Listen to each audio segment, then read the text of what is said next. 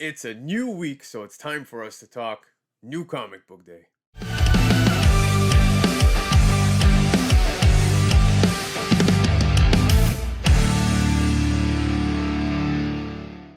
What's going on, everybody? Black Crown Comics here, bringing you the New Comic Book Day selections of the week for February 28th, selected by none other than Lefteros. So, in collaboration with Lefteros, we are going to run through some of the open order books, the incentives, the later prints, and all of the fun stuff. So, let's get into it and kick it off with the open order books. All right, now the first book on deck is Miles Morales Spider-Man issue 17.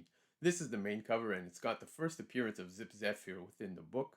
Now, one thing I want to mention is that this is a minor character that was mentioned also in issue 30 of the last volume that came out. So, all of this to say, this issue is clearly leading up to the anniversary issue that's scheduled to drop immediately after this, which is issue 300. The next book hitting shelves this week is Women of Marvel #1. Now, right here we've got the main cover, and within the story, we've got the first appearance of the Mighty Mitigator. Look, the story is kind of quirky, but it's a minor first appearance, so if you want to pick it up based on that, feel free. But one thing I will say for myself is there's many other cool variants that are available, and that alone makes me want to pick those ones up. So, to each their own. Immortal Thor issue 7. This is the main cover. Now, if you've already been reading Immortal Thor, you're aware we've seen some multiple versions of Utgard gods in general, but in this one here, it kind of ends off with Thor asking Loki a certain question, in which we see the first cameo appearance of Utgard Odin. So, if you're enjoying this read as much as I am, definitely worthy of a pickup. Giant size Fantastic Four issue 1. Right here we've got the main cover, and the book has the first appearance of Natlas. Now, one thing I want to say about this is that we learned Natlas is basically an ancient ruler of the sea, and we also learned that this character is basically Imperious Rex. So, if you've been keeping up with some of that stuff, a little more of that information unfolds within this book, and clearly by the end of this, it looks like the character is going to be back in the future with Fantastic Four. A book that has been a clear favorite amongst readers is Avengers Twilight. That's right, Chip Zdarsky's been absolutely crushing it on this, but one thing I want to mention about this particular issue, in Avengers Twilight 3, and this is the Alex Ross cover, of course, the first in-story appearance of James Stark as Iron Man takes place within this issue, and I gotta say, it's a pretty cool read, so you might want to pick this one up. Now, we've seen the first appearance of James Stark in issue 1 of Avengers Twilight, and on the issue 2 cover with the Iron Man costume, some tend to believe that that's James Stark in the costume. None of that's been confirmed, but what we can confirm is that in this particular issue, James Stark does become Iron Man. Yes, in fact, he even calls himself Iron Man. Now, one thing I want to mention is that cover A is actually sold out at distribution and has been for weeks. So, if your LCS has one, you might want to scoop it up, because I don't think these are going to be available for reorder, but I do imagine we will see some second prints. Power Girl issue 6. This is the cover D. Now, this Power Girl sweater weather variant cover depiction by Laura Braga is a very neat one. The only thing I gotta say is I'm not too sure if she's wearing her bikini or if she's wearing her underwear, but whatever it is a neat cover and totally a cover grab for me this week. All right, now two covers that I think are worth talking about over here is Carnage issue 4, and you've got Resurrection of Magneto #2. Now, these are the Stormbreakers variants, and as you've seen with the last little bit of time, there's been a few Stormbreakers variants that have come out, but two very neat Spider-Man characters over here. I love Spidey characters, so it's an easy sale for someone like me, but besides the point, we currently have the Edge of Spider-Verse event taking place, and there's also the Web of Spider-Man issue 1 that just recently passed on FOC. I don't know if you guys remember, but it was the Greg Capullo cover, which was absolutely gorgeous. The depiction of that actually stated that, we're going to be seeing new characters set up within that book. So who knows? Maybe these characters pop in either of those two, Edge of Spider-Verse, Web of Spider-Man. But even if they don't, pretty cool characters.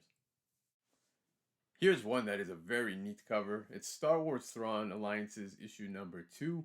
Now, this is a Raza variant, and to myself and Lefteros, who are totally in agreement here, think that this looks very much like a 1 in 25 incentive, right? But no, it's actually a regular cover available at cover price. So, given this is available for open order, I think this is a beautiful cover. Raza has been killing it, man. Whether it's a Marvel book, a DC book, everything he's touching looks amazing. And I just think that this right here is an awesome cover. So, for myself and Lefteros, this is totally a cover buy. All right, now here's a cover that absolutely caught my attention right away when it was on FOC, and it's Spider-Punk Arms Race issue number 1. This is a Bertram variant, and yes, it is a Spider-Punk foil, and let me tell you, it is absolutely gorgeous. Probably in the top 3 best foils that have dropped as of late. Now, I'm not too sure if you guys are familiar with Bertram, but he actually did the 1 in 100 for Transformers issue 1. That's the one with Starscream on it. But yeah, again, back to this one. Absolutely gorgeous. Hands down, one of the best covers this week. I'm not the biggest foil guy, but if I had a top foil list, if that would be a thing, totally picking this one up because it's gorgeous. All right, guys, now let's talk about the later printings available this week for New Comic Book Day. And out the gates, we're going to kick it off with Avengers Twilight issue number 1. Now, we just spoke Avengers Twilight for Avengers Twilight issue 3, but here we have the second printing for the first issue. In this book, as I mentioned, has the first appearance of James Stark, the introduction of the Defenders and the Iron Cops. Now, again, Zdarsky absolutely crushing it, but this particular cover is one awesome, not to knock anything Alex Ross has been doing, but I love everything he's done. This is just very fitting for what the story is with this book. And the one thing I also want to mention is kind of what I said a little earlier before about how the books have been selling out at distribution, right? That was issue 3 that sold out at distribution. But this one too has been sold out at distribution for quite a few weeks. So, one you might want to keep an eye out for. But again, Avengers Twilight, if you're not reading, get on it. Star Wars Thrawn Alliances issue number 1. This is the second print. Now, comic book adaptation of best-selling novel, yes. But this particular one, I'm saying it's just an awesome cover. I mean, look at it. It even says Empire's greatest strategist returns. I just love it. Everything about it. Very neat cover of Thrawn. I think this is an awesome pickup. If you have the opportunity to grab one, I totally get it. And another book that people seem to have really embraced is Beneath the Trees, Where Nobody Sees, issue number 1. This is the third print, and what's cool about this, in my opinion, is the fact that you know how we get later prints that oftentimes it's like a color swap on the cover of like the trade that did the title of the book or whatever it may be. But no, Beneath the Trees has been dropping original covers for each additional later print, so that is an awesome selling point for me. And another thing is that we've already seen the second print come out and start to make moves on the secondary market. So who's to say this won't do the same thing? I'm not saying it will, but it could. So definitely worth keeping an eye out for. If you're not reading Beneath the Trees Where Nobody Sees, I highly recommend this as well for a read. All right, guys, it's time for us to get into the incentives that are available this week. And of course, we're going to kick it off with a banger. That's right, Wolverine 41. This is the second printing 1 in 25 incentive cover. Automatically, Greg Capullo crushed it on this cover. It is so good. But one thing I want to say is that I don't imagine many shops are going to be ordering 25 copies of the second printing for Wolverine 41. So, might not be a book that we'll see too much available at our LCSs. So if you do come across one, you know, at ratio price or a fair price, I think it's going to be worthy of a pickup. Like I said, don't imagine we'll see too many of them, but forget all the secondary market stuff for a second. Can we just embrace that Greg Capullo is back on Marvel, absolutely crushing it? Look at this.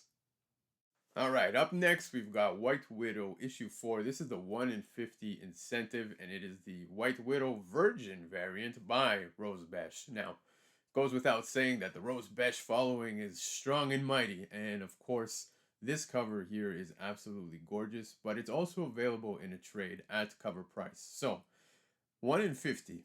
One thing I'm going to say again, kind of like what I said about Wolverine, I don't imagine too many shops ordering 50 copies to get this Virgin variant, the 1 in 50. So maybe bigger shops, you know what I mean? Maybe Midtown and so forth. But when it comes to our local LCSs that we're normally shopping at, highly doubt we're going to see many of these. So if you do have the opportunity, again, to pick it up at ratio price or lower, if the price is right, I totally recommend you pick it up.